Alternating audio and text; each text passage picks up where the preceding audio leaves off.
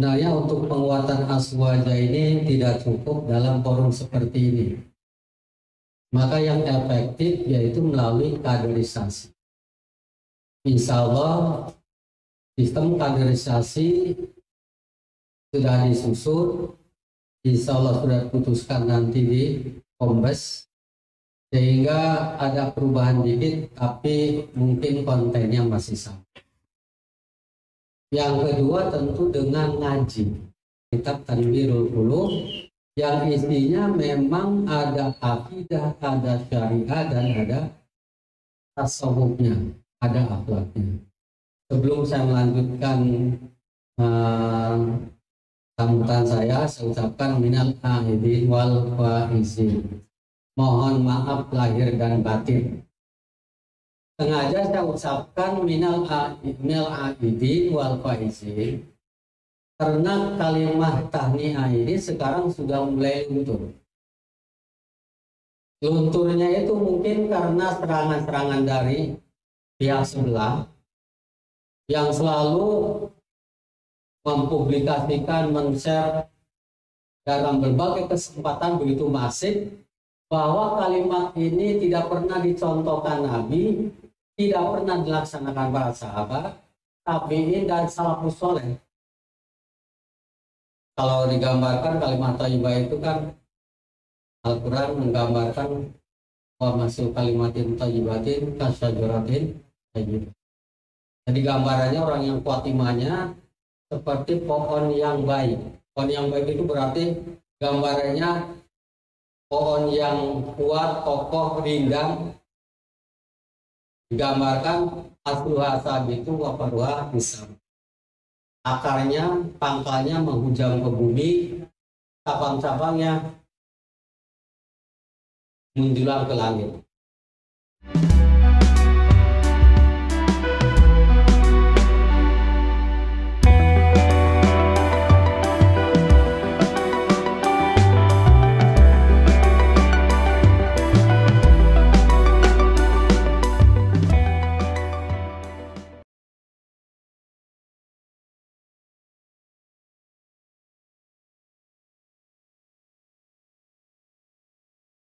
Assalamualaikum warahmatullahi wabarakatuh.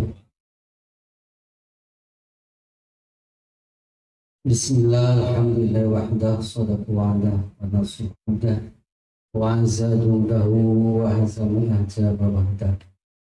Wassalatu wassalamu ala sayyidina habibina wa syafiina wa maulana Muhammad bin Abdullah wa ala alihi wa sahbihi wa man tabi'ahum. Hadratul muhtaromin, para alim ulama, para kiai, para pengurus NU baik tingkat PC maupun MWC dan ranting, baik di Suriah dan Fidyah, termasuk mustasyar dari lembaga dan Banom, insya Allah ini banyak yang hadir. Jadi sebenarnya banyak generasi muda yang saya masih asing, kecuali yang alumni Jamiah Islamiyah. Tapi alumni Jamiah banyak juga. Alhamdulillah mereka rata-rata menjadi pengurus NU. Alhamdulillah wa syukurillah bahwa pada malam hari ini kita dapat melaksanakan acara yang sangat penting, yaitu kata sekretaris ada 3 agenda. Pertama halal bihalal, kedua konsolidasi organisasi, yang ketiga penguatan aswaja. Sebenarnya untuk penguatan aswaja ini tidak cukup dalam forum seperti ini. Maka yang efektif yaitu melalui kaderisasi. Insya Allah sistem kaderisasi sudah disusun, insya Allah sudah diputuskan nanti di Kombes, sehingga ada perubahan dikit, tapi mungkin kontennya masih sama. Itu yang pertama, itu lebih efektif kalau melalui kaderisasi. Yang kedua tentu dengan ngaji. Atau mungkin nanti kalau kita sudah punya kantor, Pak, ada kajian aswaja di kantor yang nanti ada kitab pegangan. Nanti kita bahas bersama. Ini pengalaman saya di PWNU. Saya PWNU dulu 2 periode jadi katib, sekarang masih wakil rois. Cuma katanya harus milih provinsi apa di Tangsel. Nah, karena kesehatan saya milih Tangsel aja. Itu insya Allah lebih efektif lagi, karena yang dibahas di provinsi atau PWNU itu adalah kitab Tanwirul Qulub yang isinya memang ada akidah, ada syariah, dan ada tasawufnya, ada akhlaknya. Jadi itu sudah mencakup aswaja, karena menurut kita aswaja itu merupakan sistem beramal, sistem beragama boleh. Sistem mengamalkan ajaran Islam yang dengan jalan pendekatan al-madhab. Maka kita kenal, ya, untuk tauhidnya atau akidahnya kita ngeluti Asy'ari, Maturidi, untuk fikihnya salah satu dari mazhab 4, dan untuk tasawufnya Imam Junaid al-Baghdadi, Imam Ghazali, dan yang lainnya. Itu sistem atau model kita melaksanakan agama dengan pendekatan al-madhab. Ini sebenarnya saya maaf saya nggak berdiri karena memang lagi kesehatannya sudah 3 hari ini lagi ditinggal istri, jadi lagi kurang sehat 3 hari. Maka saya nggak berdiri tadi. Ini kalau sudah malam nggak istirahat biasanya deg-degan. Alhamdulillah mudah-mudahan kuat sampai. Maaf ini dibaca dulu karena kalau tausiah nanti harus lama. Maka sambutan aja. Itu untuk penguatan aswaja. Ini sampai kebablasan. Alhamdulillah ini karena masih dalam suasana awal. Maka pertama kali sebelum saya melanjutkan sambutan saya ucapkan minal aidin wal faizin. Mohon maaf lahir dan batin. Sengaja saya ucapkan minal aidin wal faizin karena kalimat tahniah ini sekarang sudah mulai luntur. Lunturnya itu mungkin karena serangan-serangan dari pihak sebelah yang selalu mempublikasikan, men-share dalam berbagai kesempatan begitu masif bahwa kalimat ini tidak pernah dicontohkan Nabi, tidak pernah dilaksanakan para sahabat, tabi'in dan salafus soleh. Oleh karena itu kata mereka ini bid'ah, kita nggak usah pakai minal aidin wal faizin. Ya kalau bid'ah konsekuensinya dosa. Nah ini ternyata berpengaruh pada kita. Lihat di grup-grup NU sekalipun sekarang sudah tidak menggunakan, tidak mencantumkan minal aidin wal faizin. Cukup taqabbalallahu minna wa minkum.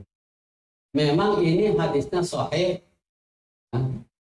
Yang dilaksanakan para sahabat adalah taqabbalallahu minna wa minkum. Tapi kenapa enggak kita lengkapi aja? Atau balawal minna wa minkum, misalkan minal aidin wal faizin wa kullu amin wa antum bi khair. Itu lebih lengkap karena ini merupakan tradisi kita. Nah, termasuk khasanah kita. Kenapa kita tinggalkan? Serangan itu bukan hanya kepada istilah-istilah tadi, termasuk tadi halal bihalal.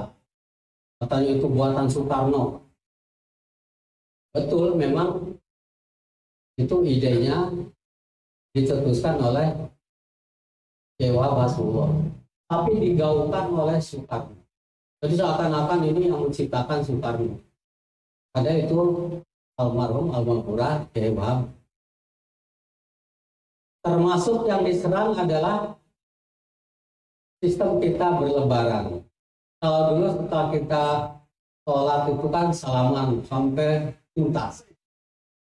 Nah, sekarang lihat hanya beberapa aja. Setelah lebaran dulu kita yang sana atau silaturahim ke rumah-rumah. Saya ingat dulu dari pagi sampai sore. Sekarang baru 1 jam, 2 jam udah. Nah, apakah karena zamannya atau juga karena pengaruh dari serangan-serangan tadi? Rasulullah nggak pernah mencontohkan, nggak pernah salaman habis sholat Id. Silaturahim dari rumah ke rumah. Kenapa kita melakukan yang tidak pernah dicontohkan oleh Rasulullah dan para sahabat? Akhirnya berpengaruh juga. Semakin sepi sekarang lebaran. Semakin sepi. Sebenarnya kan itu hanyalah kalimat tahniah. Ucapan selamat. Ucapan selamat itu apapun boleh. Berarti maksud boleh nanti lama sampai jam 12. Nanti saya mau kabur duluan. Kalimat tahniah. Ya, ucapan selamat ya apa saja itu kan kalimat tahniah yang mengandung doa. Minal aidin wal faizin. Maka dulu jengkapi jalan minal aidin wal faizin. Bahwa kita termasuk golongan orang-orang yang mendapatkan orang yang kembali dan mendapatkan kesuksesan atau keberhasilan. Mereka mempertanyakan juga kembali dari mana? Aku dipersoalkan. Padahal ini menurut saya di samping taqabbal Allah ini lebih ansab, lebih sesuai. Karena kita mengartikan ada minal aidin, semoga kita semua kembali pada fitrah kita. Wal faizin memperoleh kebahagiaan, kesuksesan, kemenangan. Menang dari apa? Karena kita telah berhasil melawan hawa nafsu, melatih. Jadi itu makna dari kita. Kenapa kita minal wal minal aidin? Karena kita kan selama 1 bulan di tempat, digembel, dididik melalui Ramadan, melalui puasa. Puasa ini kata Syekh Waliullah Ad-Dehlawi itu namanya dikatakan at-tiryak.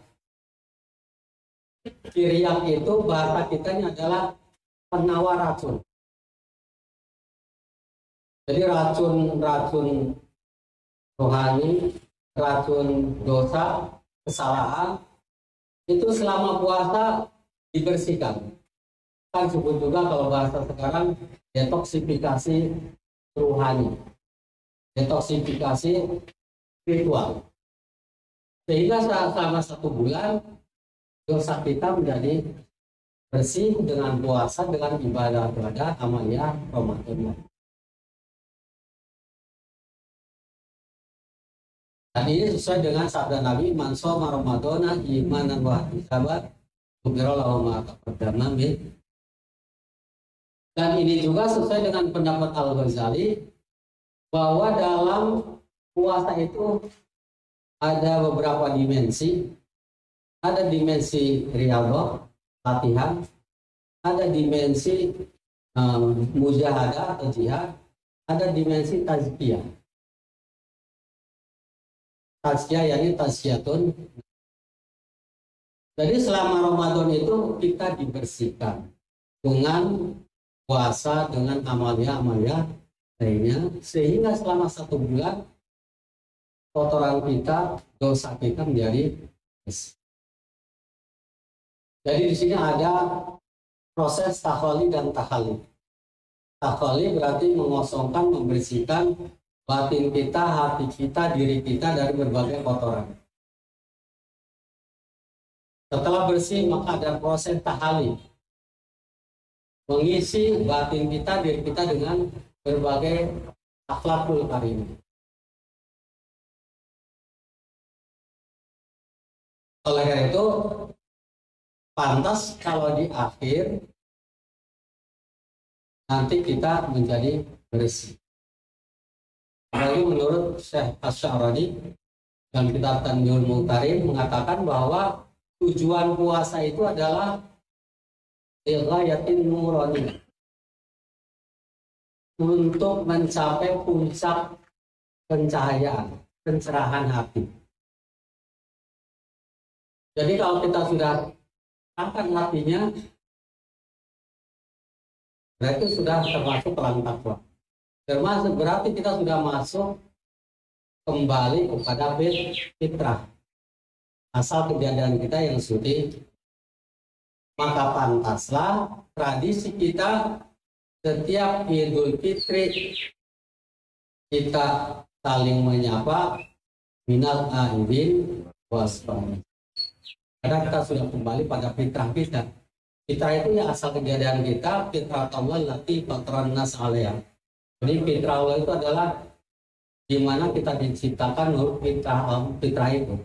Fitrah itu kalau menurut orang Mu'tazilah sama dengan akal menurut kita juga. Dengan fitrah itu, dengan akal itu kita bisa menemukan Tuhan, bisa menemukan mana yang baik, mana yang buruk. Maka ada kewajiban akli untuk melaksanakan yang baik menurut akal, ada kewajiban atau tidak boleh melaksanakan yang baik menurut akal. Tapi kalau menurut kita Ahlussunnah Jamaah kan kekuat-kuatnya akal hanya sampai kepada pengetahuan adanya Allah. Nah, kita berpikir ya, nanti akan menemukan Allah. Nah, kita yang muda ini ada aqua. Tidak mungkin ini aqua jadi sendiri. Pasti aqua ada ya. Pasti dengan cara berpikir seperti itu aja kita akan menemukan Allah. Nah, sudah ada alam untuk manusia segala isinya, mungkin menjadi sendiri. Ada ya. Oleh karena itu, tapi menurut Ahlussunnah Jamaah tidak mungkin kita akan mencapai kepada mana yang baik, mana yang buruk, sehingga kita wajib melaksanakan kebaikan, ibadah, nanti bisa ngaco. Kan fitrah itu nalurinya pengen beribadah. Tapi kalau nggak dibimbing wahyu, nanti ibadahnya ngaco. Maka dalam sejarah agama-agama ada yang menyembah matahari, ada yang menyembah gunung dan lain sebagainya yang memiliki kekuatan. Itu karena apa? Untuk memenuhi harapan hatinya yang merindukan Allah yang menciptakan.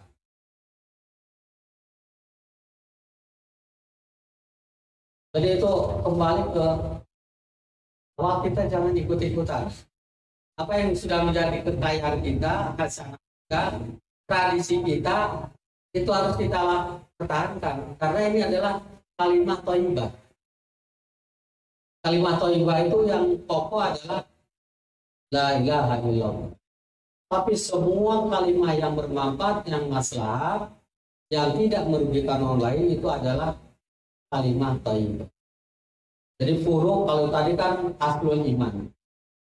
Iman banyak cabangnya, di antaranya berbuat kebaikan, ucapan baik itu adalah kalimat thayyibah.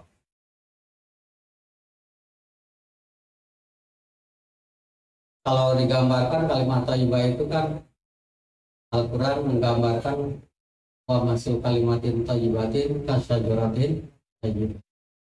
Jadi gambarannya orang yang kuat imannya seperti pohon yang baik. Pohon yang baik itu berarti gambarannya pohon yang kuat, kokoh, rindang. Digambarkan asluha sabitu wa faruha misam.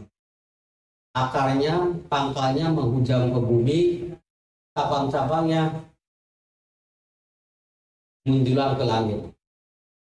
Ini dari gambaran ini saja kita sudah menggambarkan bahwa pohon ini pasti manfaat. Orang bisa bernaung di bawahnya. Akarnya maka di situ bisa menahan sumber air. Maka pasti kalau di sana banyak pohon-pohonan yang besar, pasti sumber air banyak. daunnya itu kan bisa menyerap racun, bisa mengalirkan, meneruskan angin. Bahkan disebutkan tuti ukulaha kullahin. Tiap tahun, tiap saat memberikan manfaat, memberikan buah. Ya, kula waktu ini, kulahin ada mengatakan kula waktu setiap saat, karena manfaat daripada pohon tadi adalah kula waktu. Kalau ada buah, pohon yang berbuah berarti itu ada ziyadah. Tadi itu tentang kalimat thayyibah. Jadi kita itu memang perlu pengkajian lebih mendalam tentang akidah, karena kita itu akidahnya masih gado-gado ya, masih gado-gado, apalagi yang sekolah ahli-ahli di sana yang dipelajari ada tauhidnya trilogi tauhid. Ibnu Taimiyah yang suka dari Muhammad bin Abdul Wahab, kita tauhidnya itu dulu itu Menteri Agama lalai, jadi tidak mempelajari poin pesantren ya 420 manusia atau mubarohin, tidak pelajari. Jadi gak masih gado-gado, maka perlu ada pendalaman tadi, penguatan asli. Di kelamaan barangkali itu saja, karena beliau penting mau menerangkan program-program ke depan. Bisa berterima kasih Ronsau, maaf saya hanya nggak ngikutin tiap malam di sini karena Pondok Aren, masa sih nggak hadir. Kemudian saya juga, ini kan generasi baru, cara Pondok Aren masih banyak yang belum kenal ini. Betul. Masih banyak yang belum kenal. Sama kayak saya nanti kalau ada acara-acara Pondok Aren, kalau lagi sehat, insya Allah saya menghadiri. Itu saja barangkali. Insya Allah beliau Masud, Abdul Masud ini luar biasa, mengenal lelah, semangatnya luar biasa. Jadi saya hanya ngimbangi saja. Maaf ini bermaklumi karena mungkin kenapa sih? Karena memang saya ini pasien jantung ya. Jantung juga, darmah juga. Jadi kalau kelamaan kemalaman nggak istirahat, itu sudah mulai tegang. Maaf juga mana tuan rumah. Jadi nggak ada. Saya mau kabur duluan ya. Nggak ada. Pamitan ya. Dari saya cukup sekarang. Wallahu muwaffiq ila aqwamit thoriq. Assalamualaikum warahmatullahi wabarakatuh.